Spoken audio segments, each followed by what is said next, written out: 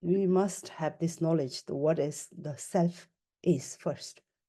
Okay, so because this practice of selflessness, it is the pinnacle practice of Buddhism in general.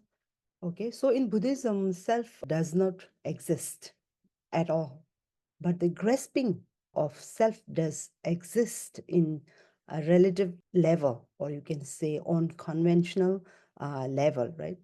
So the self itself is just an imaginative or illusory grasping upon the identity of compounded entities, such as the identity of self, such as I, you, right? And identity of the existence, such as organizations, companies, groups, the names of people, the names of places and objects.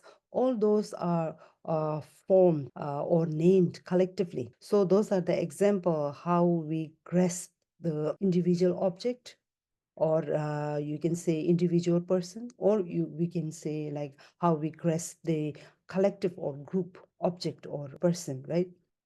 So the self-grasping is categorized into two types according to the object that self-grasp. Those are known as individual self-grasping and phenomenal self-grasping, right? So the individual self-grasping is the grasping upon a collection of five aggregates as an individual or as a self or as I, right? Identity of I. So those five aggregates are our physical form, we can say form aggregate, feeling aggregate. A third one is conception aggregate, and fourth is formation, and fifth one is consciousness. So those are the five aggregates, and when these five aggregates combine together and collectively, we identify it as self, right? Or I, or me. So Master Nagarjuna, in the text called Jewel Garland, in that text, a master said that as long as the aggregates are conceived, there will be a conception of I. So when there is a conception of I, then there is karma, and from that, then we take rebirth in the samsara again and again. So even in the meeting of Father and Son Sutra, Lord Buddha said that, O king, an identity of an individual is dependently imputed on collection of six senses, six faculties, and six elements. Okay, so from this quote, we can easily understand how we identify the self as, right, which is the collection of five aggregates. So let me introduce that. What are those five aggregates? This introduction is according to the Abhidharma Sutra by Master Vasubandhu. In that text, he introduced all those five aggregates in very detail. So let me just explain you in a very concise way. So five aggregates are form, perception, feeling, formation, and consciousness, right? So a form aggregate is the entity that is formable. So we can define the form aggregate as a one that is formable, which can be formed, right? Formable. So there are two types of form aggregate: causal form aggregate and result form aggregate. So causal form aggregates are the four elements. So those four elements are the origin or cause of the result form aggregate. So those four elements are earth, water, fire, wind. So earth has the characteristics of solidity, right? Solidity and hardness, and its function is supporting, that supports, right? And the water element characteristics are humidity and moisture, and its function is cohesion, or we can say collecting. It has function of collecting. And the fire element characteristics are heat and burning, and its function is ripening. And the wind or air element has the characteristics of mobility and motion, right? And the function is expanding, or we can say spreading. So those are the four, the causal form aggregate. And so now there are 11 result aggregates, and which are five senses, sensory organs, and the five objects. Plus, in one is imperceptible form, which means like we can the form that is not visible. You can just analyze it. You can just feel it, right? So that's called imperceptible form. So those are the 11 result aggregates, form aggregates. So as you know that five sensory organs are the ear, nose, eyes, right, tongue, and body. And five sensory objects are form, sound, taste, smell, and the tangible objects, right? So you will see the form in two types. The form that is identified as the aggregate form, right? Form aggregate. And the other one is the form, which is the object of eye sense, right? Form. So sometimes people get confused with these two types of form. The form one goes under the five aggregates, right? Then the form that the other form which comes in the types of object, the object that our eye sense can see, right? Okay, so those are the five objects. And let me introduce the five sensory objects. So the first one is form itself, the form, the object of form, right? The form object are defined as shapes and colors. So these shapes and colors together, combined together, it gives an identification of form object. So when we say form, of course, we see the color and shapes. So through perceiving the shapes and colors, then only we can say like that's the form, right? Okay, so the 8 shapes, so there are 8 different shapes and 12 different colors. That makes a form object, right? So 12 different colors are 4 primary colors and 8 secondary colors. The 4 primary colors are blue, red, yellow, white. Those are the 4. And 5 secondary colors are the colors of cloud, smoke, dust, mist, shade, glare, glow, and darkness. So those are considered 8 secondary. And in terms of shape, there are 8 shapes, right?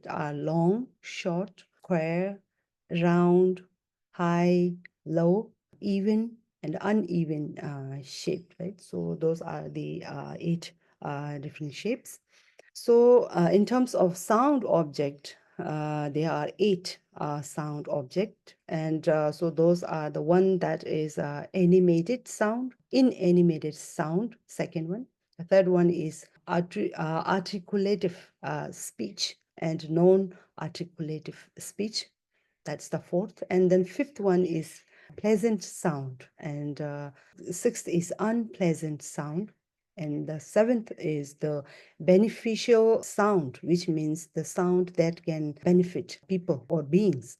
And the eighth one is non-beneficial sound. So those are the 8 sounds.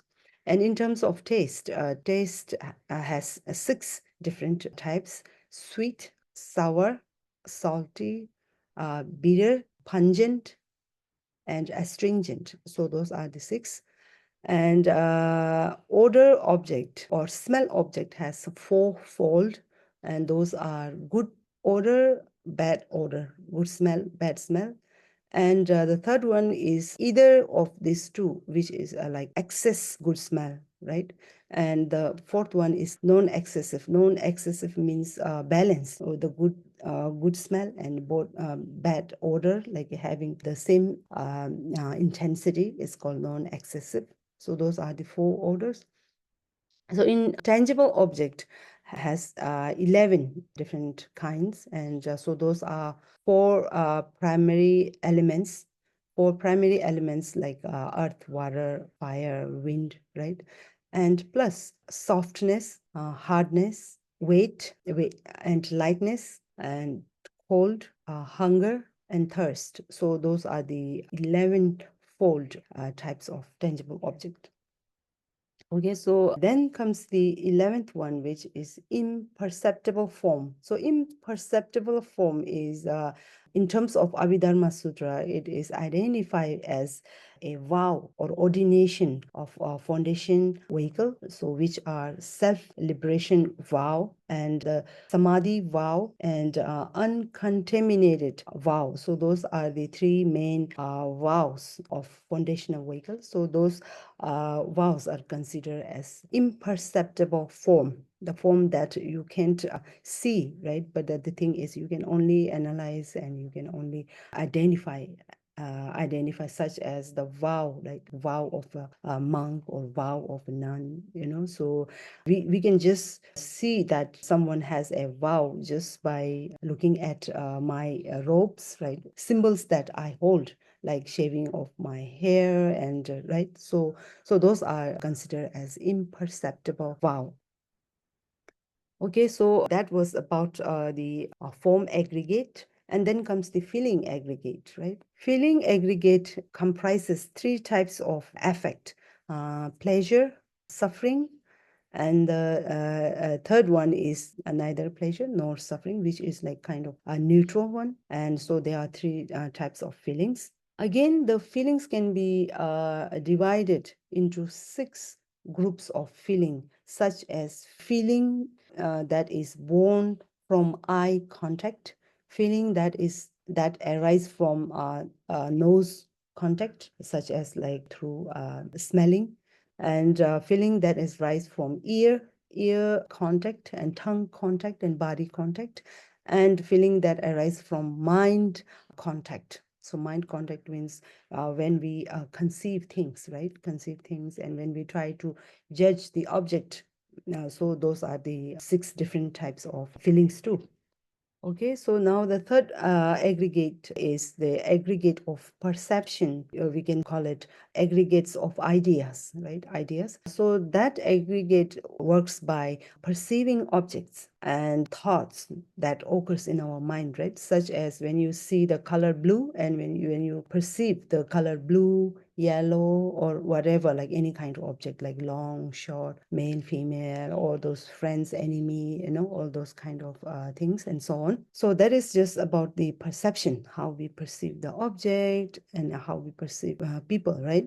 And then the fourth one is formation aggregate. Formation aggregate has 2 types: the 46 mental events that is associated with our mind, and 14 disassociated formation that is not associated with our mind. So those are the 2 types of formation. And the last one is consciousness aggregate. So consciousness aggregate is the 6 senses that are related with 6 sensory organs, or that is and the 6 senses that interact with the 6 objects, right? So those are the 6 senses: the senses of eye, ears, ear, nose, tongue, tangible object, and the mind. So those are the 6 different senses that comes under the category for consciousness aggregates.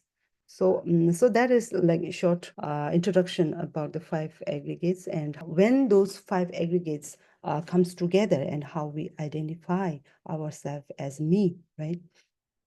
Okay, so the out of those 5 aggregates, the first one, the form aggregate, is the mostly it's the thing that is we identify ourselves as the parts of our body, like the eye, nose, and 5 faculties. And then how our 5 senses communicate with the 5 objects, right? So when the five organs are like a kind of subject, right? And when it communicates with the external object, then it those interact with 5 different objects. So those are the objects. So the subject, it observes the object, right? So it's about how the subject and objects, they come together, right? So the form object, it shows how we beings, right? We observe the object. And the second aggregate is the feeling, right? But then the third one is perception. So when the object and subject interacts together, then after that, then comes the perception first. Perception, when we perceive that, when we see like some kind of flowers, then we would see, oh, that's the flower, right? And yeah, that's a beautiful flower. Then comes the feeling. Then comes the third aggregates, which is about the feelings of like and dislike. When we think that, oh, I like that flower, and oh, sometimes like I hate that kind of flower, and it gives me allergy or something like that. And then the third aggregate comes in, like, so that's how those three aggregates comes together. And then comes the fourth aggregates, which is about the function. So formation means when all those things comes together, the subject, object, and the perception, it comes together, then it forms a kind of mental event in us. So then according to our like and dislike, which is the feeling aggregates, then some kind of emotions are born inside us, right? Because of our dislike, then we would like just hate that kind of objects, like let's say that the flower that gives you allergy, right?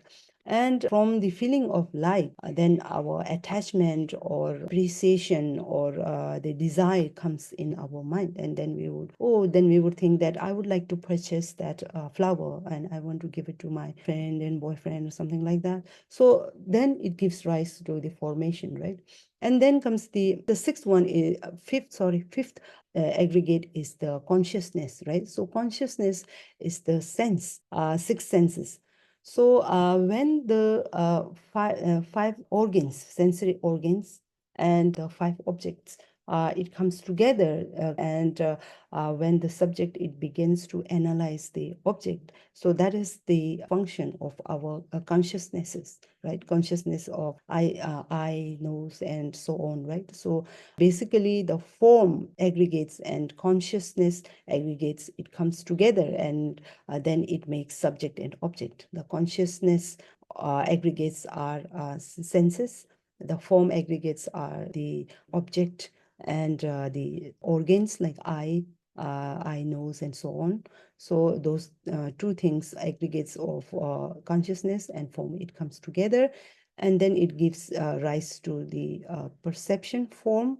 And from perception form, then a feeling form is born, and from feeling form, then the fifth aggregate, which is the formation aggregate, it's born, right? So that's how we perform the karma, how the karmas are collected. So karmas, or karma of physical action, the karma of speech action, then physical of mental action, all those are like are performed by us through the collection of five aggregates. And that's how we are born in this samsara, and then are suffer, right? So that is how the origination, and how the five aggregates plays the role of pushing us into this ocean of samsara. So that was the brief one.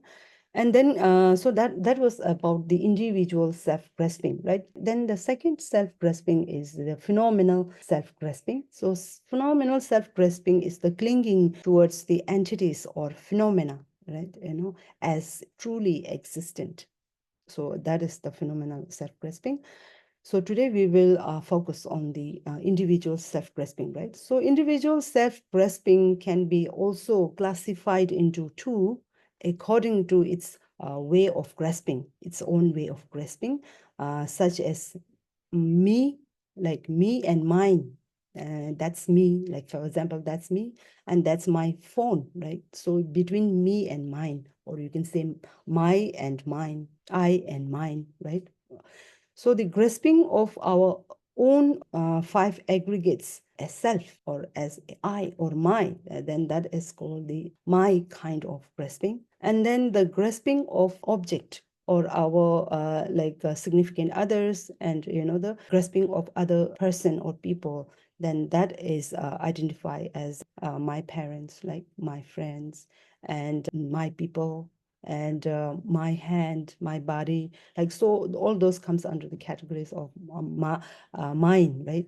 So that's the one way of classification of individual self-grasping. So, and again, there is another division or a classification of individual self-grasping. And so this one you can divide into two according to its origination. You can say according to how it is formed, according to the formation, right? Such as co-emergent individual self-grasping and imputed individual self-grasping. So those are the two different kinds of individual self-grasping. So co-emergent grasping is inborn clinging of self-identity, such as the grasping that we have since from our birth, right? For example, when a newborn baby has infants, there are fear and expectation. Sometimes, the expectation of mother's intention. And so the babies, their anger, their attachment, all those shows that it's inborn in babies. So those are called like the grasping that we have since from our birth, or emergent self-grasping. And the second one is imputed. Imputed is the conditioned one, right? That has that identity that we adopt in this lifetime, like in this lifetime by the influence of environmental factors, such as school, religion, philosophy, and society, culture, and so on. So those are imputed one. Okay, so that was the brief about the types of individual self-grasping. So there are two ways of teachings of Lord Buddha. And so those two ways of teaching, sometimes it contradicts with each other and it confuses us. So those are the teaching that in some of Lord Buddha's teaching, Lord Buddha would show that self does exist, right? And some of his teachings, he would say there is no self. Self does not exist at all. So sometimes those two types of teaching, it confuses people, right? Okay, so let me clarify that. In some of, he showed that self does exist. So that's why Lord Buddha would say that your own self is your master, right? You are your own master, and you are your own master who could guide yourself. But you are also your own enemy if you can't guide yourself and if you lead yourself to the wrong way, right? So that's how he showed that there is a self. And even Lord Buddha, he emphasized that we should have self willpower and self-discipline, self-control, self-restraint. And so those are the some of his teaching that shows the existence of self. And then he also said that in one of his very first teaching, which is the Four Noble Truths, in that teaching, he showed that self is the root of all the sufferings, right? So from those quote or those teachings, we can observe that self does exist. And on the contrary, Buddha also said that the self do not exist. That's why the misconception should be abandoned to achieve the enlightenment or liberation, right? And so Lord Buddha said that all states are without self. Those who realize this are freed from the samsara or freed from the suffering. Okay, so so those are the two different types of teachings that contradicts each other. Okay, now let me clarify these contradictory teachings of self and selflessness, right? So according to Mahayana's teaching, there are two types of truth, such as relative truth and the ultimate truth, right? Relative truth shows the existence of delusional self-grasping. Delusional self-grasping, which is the cause of the suffering, right? And in that relative truth, it also shows the nature of suffering. While the ultimate truth, it shows that the self is just the imaginative grasping that has to be eliminated through the practices of selflessness and to achieve the liberation. So Lord Buddha taught these two types of teaching according to the two different level of truths, right? Relative truth and the ultimate truth. So the master Chandrakriti, the Indian master Chandrakriti stated that relative truth is taught because the relative truth is the means of liberation. It's the method or the stair. It's same like the stair or the method, right? It's like kind of a ladder to climb to the achievement of liberation, right? So that's why relative truth is taught as the means of liberation, which is why we can adopt the relative truth of samsara as a path, as a means to achieve liberation. For example, when we understand the truth on the relative level, such as understanding the suffering of samsara, analyzing the origin of samsara, analyzing the effects of samsara, and all those comes under the categories of relative truth, right? So through the relative truth, we would be able to understand the attributes of samsara. Okay, so likewise, in a positive manner, by applying the self-discipline, self-efficacy, self-control in our practice, it can lead us to the liberation. So that's why the teachings that are taught on the relative level are also beneficial to us, right? Yeah. So in that sense, the relative truths are taught. So that's why Buddha said that the self does exist, and we are supposed to use our self-effort to achieve the goal, right? So that's the aspect of conventional practice. But on the ultimate level, the practice of selflessness, that is the pinnacle path that we are supposed to apply while we practice. So the sequence of practice of true truth, right? On the conventional level, we can apply the conventional method, such as the conventional bodhicitta practices, conventional mind training, and conventional conduct, and so on. But eventually, we have to practice the emptiness, selflessness, by dismantling the grasping, right, that we have towards the phenomena or towards an individual, right? So that is the sequence of two types of truth. First, use the self identity and utilize or manipulate that self to practice, right? And then eventually you have to give up that self. When you have totally utilized the self in practice, then ultimately we have to give up that self to understand the selflessness, and that is the supreme path of Mahayana. So there are two antidotes of self-grasping. The individual self is the selflessness of individual, and the antidote of phenomenal self is the selflessness of phenomena. So that's how it works. In terms of individual selflessness, Master Chandrakirti, he introduced the seven logics to show the individual selflessness. And so he exemplified by the identity of a chariot to the assembly of its parts, such as wheels, axle, body of the chariot. So he introduces those seven logic reasonings. So the first one is a chariot is not other than its part, right? Which means this point argues that a chariot cannot be the name of chariot, right? The identity of chariot cannot be viewed as something separate from its parts, like such as wheels, axle, and so on, right? And the second reasoning is a chariot is not same at its part. The first one is the identity of chariot is not different from the part, and the second one is chariot is not same as the part, right? The chariot is not merely a collection of its part. It's simply the sum of individual elements, right?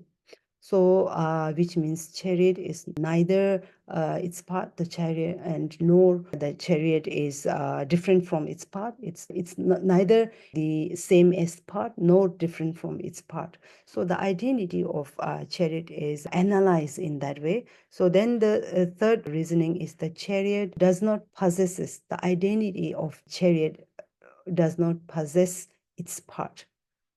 So the fourth one is a chariot does not depend on its part.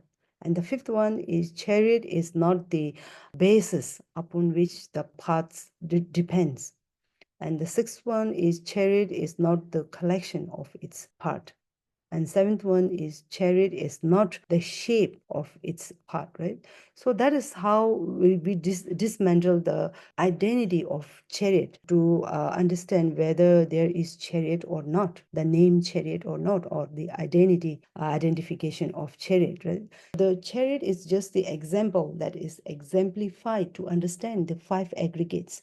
When the combination or collective five aggregate, it forms an identity of self. Likewise, when the parts are assembled together, then we identify that object as a chariot, right? So Master Chandrakirti here, he in Madhyamika tradition, he applied that seven logical reasoning to understand that there is no chariot at all, but it's just the name. So it's same like the group or the companies, right? The organizations, we name those organization. So there would be like organizations like Union Party or something like that, and mostly those are just the integration of rules, integration of people, like, you know, when it comes together, then we name it, right? Name this and that, this, then this organization and company. But if we analyze it properly, deeply, then we won't see there is such kind of organization do not exist at all. The name of company, you know, the trending companies, the companies of clothes and objects that we use in our daily life, all those are like kind of just a name or symbol. And we all identify that company by the name, right? It's here, Master Chandragirti is trying to exemplify the reasoning by this example of chariot. So here in the famous dialogue between Indian King Milanda and sage Nagasena. So this is a dialogue between them. The sage Nagasena has this wish to explain to the king Milanda about the law of aggregates, right? And so one day he inquired with the king how he came here. I mean, to his place, the sage's place, right? So he was asking the king Miland that how did you come here, you know, to my place, and or whether you came on your foot or did you ride something? And then the king replied that he came to the sage's place in a chariot. He said, I came in a chariot. Then the sage, he asked, Your Majesty, if you come in a chariot, please show me where is the chariot, right? So he was asking the sage, he kept on asking, is the pole the chariot? And the king said, no. So is the axle the chariot? Then king said, no. And is the whole chariot body is chariot? Then king said, no. So is the yoke chariot? So he kept on like dismantling all the parts of a chariot to make king understand about the emptiness of chariot, right? So the chariot is just the name that we give on the assembled part or the assembled parts, right? So in that way, he succeeded in explaining the king about the selflessness or the emptiness, right? So then ultimately, sage Nagasena, eventually he asked that, where is this chariot in which you say you came, right? You are mighty king of all the continents of India, and yet you speak a lie when there is no chariot at all, but then you said you came in a chariot. So in this way, by sheer analysis, by breaking up what is signified as a chariot into its various components, right? Component parts, and Nagasena was able to convince the king that the chariot does not exist, but only component parts exist. Okay, so that's how we are supposed to dismantle everything when we want to understand the emptiness or selflessness of something. It can be the object or it can be the individual self as well.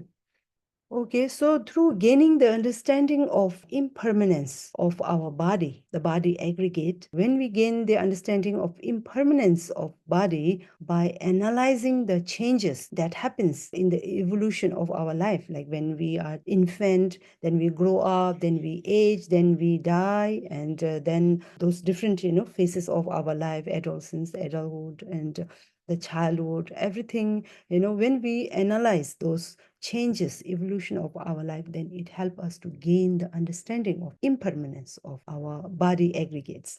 Likewise, by understanding the emptiness of body aggregates, by analyzing where the body is, like, searching deep into where the body is, like the same as the chariot. When we dismantle all our parts of body, then there is no such kind of like Jetsunma's body. Like, the body is just a name that is term. It's just a term that is given on the assemblage of my different parts, right? So likewise, my name Jetsunma is also the identity that is given by the collection of five aggregates. So that is how we are supposed to understand the emptiness of body aggregates. And then the practice of mindfulness of our body aggregates also help us to gain awareness by focusing on our movement of our body. Like while sitting, we can meditate, moving, walking, speaking, and through breathing, right? Breathing exercises, it also enhances the mindfulness. So there are different way of understanding the truth on the conventional level and the ultimate level just by analyzing our body aggregates. So likewise, that's just about the body form, and likewise, even our feelings, right? Our feelings, our perception, and our consciousnesses. All those are like same thing. That all those are like assembled. The feelings that we have, right? The good feeling, bad feeling, the past feeling, the future feeling, and the present feelings. And sometimes we get tangled with feelings of past hatred feelings, right? So the feelings that we can't let go, and then it destroys our life, like it distorts our present life by clinging to the past, the negative feelings like PTSD and all those things. So when we try to collect all those together, and when we identify it as my feeling, then we won't be able to let go the past feelings. The feelings are the just it's same like the different moments. Like feelings are like the first moment of feeling, second moment. When the second moment of feeling arises, the first one is already gone. When the third moment of feeling arises, the second one is already gone. But then still we can't let go the past, and we still grasp the past feeling. And so that's how, when we don't understand the selflessness, then it makes our life like a hell, right? We won't let us move forward and see the bright future. So that's how, when we get entangled with the streams of feeling, that like same as the streams of thought, there's a streams of feeling that keeps on ticking, right? That keeps on changing from moment to moment. But then if we still stick to the negative feelings that is already gone, the things that is already past and gone, and there's nothing, then still we choose to stick to those kind of negative feelings, and then we suffer, right? So it's same like the how we identify the feeling aggregate as like a permanent, then we that's how it distorts our life, right? So feeling aggregate is the same thing, then the perception aggregates, and then comes the formation aggregates, and then the main thing is the consciousness aggregates, right? So the consciousness aggregates, as I mentioned before, that six senses. It comprises six senses. So the mind is the combination of several thoughts, right? The fifth aggregates, the consciousness. So those are the combination of several thoughts, like so the sixth sense, mind is combination of several thoughts. So it is same like we are supposed to dismantle the mind as well, the mind or the combination of several thoughts. When the combination of several thoughts come together, then we identify those as our thought, we identify those as our mind and my opinion and something like that, right? So it's the same like that. So the mind or thoughts are just the succession of different thinkings, right? Ideas and thoughts, like an unending sequence of thought that comes from the beginning, and then the thought, it becomes like a kind of hatred, then the sorrow, then sometimes there would be excitement, and then there would be like kind of desire. So those are like endless kind of thoughts, right? The succession of thoughts. So those thoughts, like it arises, it stays for a moment, then it pass on. So those are the three stages of thoughts: arising, remaining for a moment, then passing passing away, right? So those are the natural thing. It goes by itself. But if we grasp it, then it won't go away. Like even those three stages of thoughts, like, arising, remaining for a moment, then gone, right? Then arise, then moment, and gone. But then sometimes when we don't understand the impermanence, and then we tend to hold those kind of thoughts and ideas and feelings, right? Emotions, then that makes us suffer. So the thought arise one following the other, right? One thought arise following the other with such a rapidity of succession. And that illusion of a permanent thing is called the mind, right? So because it's just the stream of consciousnesses, like it keeps on flowing, but then we name those stream of thoughts and idea as our mind. And that's how the permanent grasping of mind is created. But in reality, there is no permanent things, but only a flow of thoughts, right? So, in conclusion, it's the same thing: the dismantling the chariot and dismantling our feelings and thoughts. So, when we dismantle the thoughts, it's we end up understanding that feelings and thoughts are just a momentary, right? It's momentary. It keeps on arising. It remains for a moment, then it's gone. So it's like a river that is flowing, like, in sequence, like, or without any stop, like when it keeps on flowing. So it's same like the flow of thoughts. Okay, so that's how we are supposed to analyze on the truth of selflessness. And so that kind of that method of analyzing is called analytical meditation. So when someone does the meditation, the meditation is not just to stop the thought or like concentrate on some kind of object and sound and movement of body. It's the main way of method of meditation is analyzing, like analysis. It's important, analytical meditation. So through the analytical meditation, when we sit down and try to understand where this identity comes from, like I. So most important thing is I, right? So in this contemporary world, we are like very advanced, like we are very developing very fast in terms of technological world and in terms of finance and everything, right? But then the thing is, we fail to understand what we are, like, what is I? We always think about what I want and what I want to be and what I want to collect, what I want to achieve. But we fail to understand what is I, right? It's just about like we are facing externally and we don't care about the internal, which means I, right? Where is this individual self and I? So if we analyze all those things, so those analysis of selfless is not to scare people, or it's not to like shatter the materialistic goal or something like that. But that is the reality. That is the reality. When we understand the emptiness of self, individual self, and phenomenal self, the object that we own, right? Our property, our career, and everything also comes under this grasping, right? So when we understand, then we will see that we are the one that we give importance to those things, our achievement and all those things. And all those are influenced by our society, culture, like I said, this imputed. So all those are imputation, right?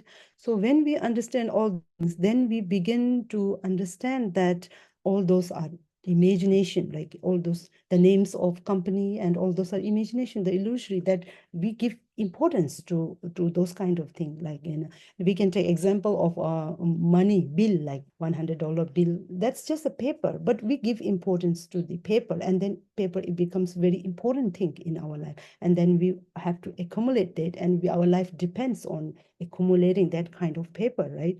So when we dismantle all those things, then we will understand that we are the one that give importance, but we can also dismantle the importance too, the importance that we give to all those delusion things, right? So when we have the ability to create an importance of something, then we also have the ability to destroy that importance too.